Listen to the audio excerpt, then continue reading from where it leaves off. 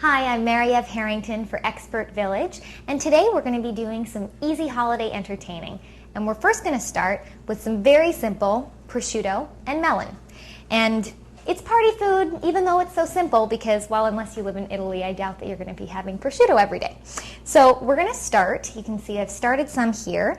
I've got these very, very thinly sliced ham, cured ham, and peel it back very gently. Otherwise, it's going to fall into a million little pieces. Cut to the width that you'd like. So I want it to just circle around where it dips on the melon right here. And I'd like it a little bit shorter.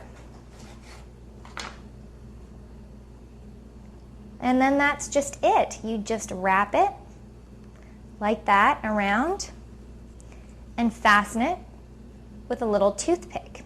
Now you could do larger pieces if you like as well, but since these are going to be past hors d'oeuvres, you want something that your guests can easily pick up and bite into, and I think you'll find that this sweet melon and the salty ham is just a perfect combination.